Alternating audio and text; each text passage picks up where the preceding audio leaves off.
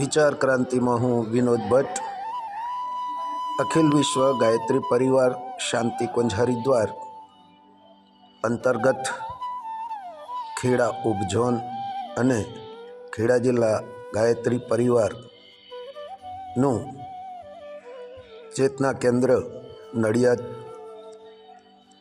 ખાતે કાર્યરત છે. તેના નવીન હોલનું ઉદ્ઘાટન અને સ્નેહ મિલન સમારોહ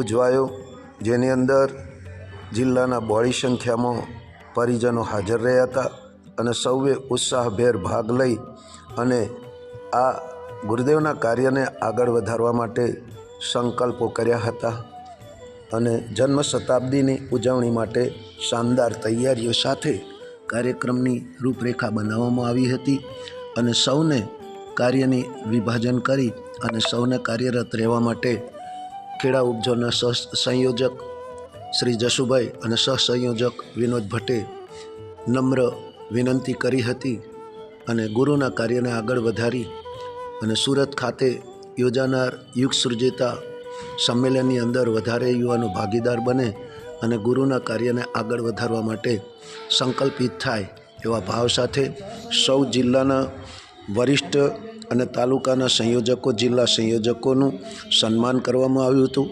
આણંદ જિલ્લાના મહિલા સંયોજક પણ હાજર રહ્યા હતા, એમનું પણ સન્માન કરવામાં આવ્યું અને આ તબક્કે સૌને કાર્યક્રમની વિસ્તૃત જાણકારી ખેડા ઉપઝોનના સંયોજક શ્રી જશુભાઈ પ્રજાપતિએ આપી હતી. આવો આપણે સાંભળીએ. 3 માસની અંદર આ કામગીરી આપણે પૂર્ણ કરવાની છે. કદાચ કોઈ તાલુકામાં કાર્યકર્તાઓ જાણે છે વહેલું પૂરું કરી દેવું હોય તો છૂટ, પણ ફેબ્રુઆરીની 25 તારીખ પછી ફરી આપણે તાલુકા સંયોજક સાથે આપણે ફરી મીટિંગ કરીશું.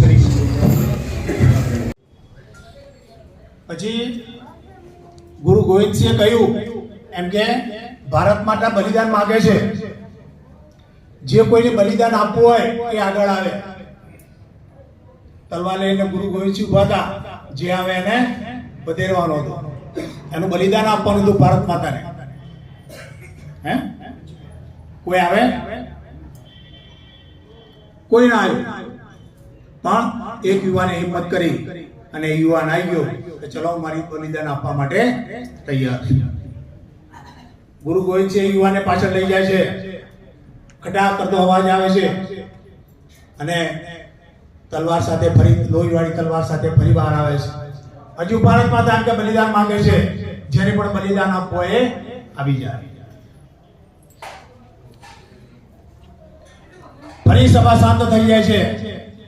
એક યુવકના મનમાં થાય છે, ચલો હું પણ આ મારું ભારત માતા માટે બલિદાન આપવા માટે તૈયાર થઈ જાઉં. એ પણ બલિદાન આપવા માટે છોકરો આવે છે, સ્ટેજ ઉપર આવે છે, એને પડદા પાછળ લઈ જાય છે